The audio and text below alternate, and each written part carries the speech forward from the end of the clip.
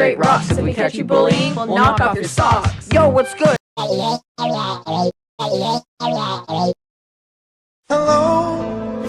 My friends, and you'll feel the pain. What's up, my homies? The name is Jamie. Why be a goon when you can get more brains?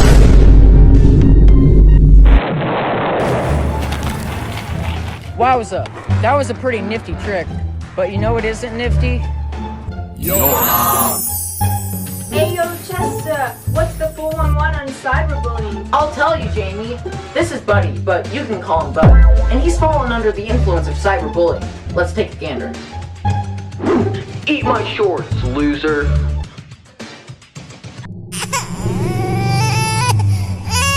One way you can deal with these rancid monster humans is by telling them to talk to the hand.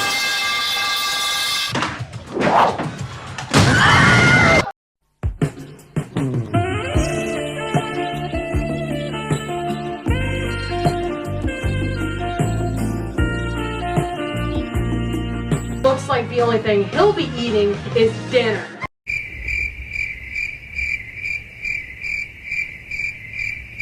Alright, looks like that's a wrap. And remember, kids, stay swaggy.